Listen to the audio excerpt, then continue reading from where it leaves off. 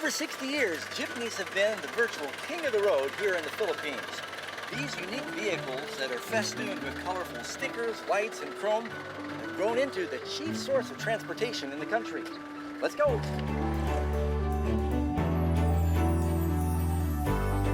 These iconic four-wheel drive military vehicles made by the Willys Company were known as Jeeps because it stood for General Purpose. And it also came from a character in a Popeye cartoon that was known as Eugene the Jeep. He was an imaginary dog that could crawl across the ceilings and the walls, and these Jeeps could go anywhere.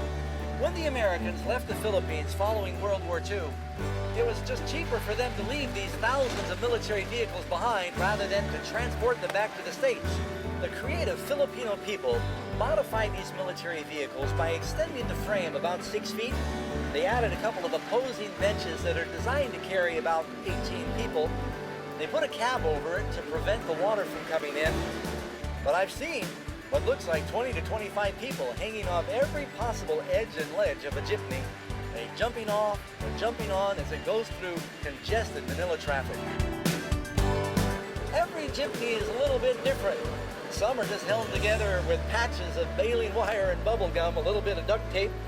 Some are a little more ornate and modern. They've got chrome and stainless steel. And there's good reason that the ceilings are padded.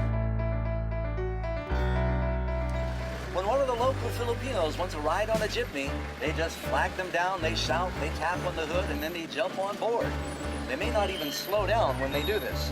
Then they pay about 8 pesos, which is the equivalent of 16 cents for us. It's by far the most economical way to get around in the country.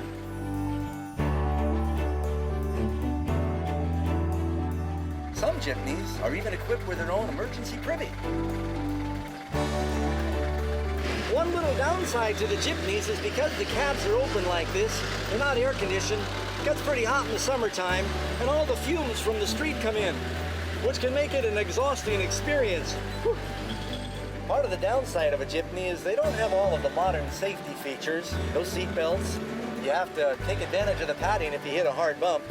And if you're in a serious accident, there's no airbags other than the friends that might be sitting around you. And that's the upside of the jeepney. Because you're up close and personal with everybody, you make some new friends. Riding on a jeepney requires teamwork. If you buy something from one of the vendors, you all sort of pass it back to each other. And when passengers get on board, you just pass your money up front.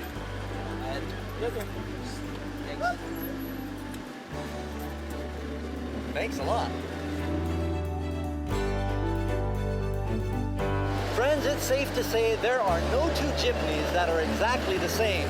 They're all unique and distinct, and so are you.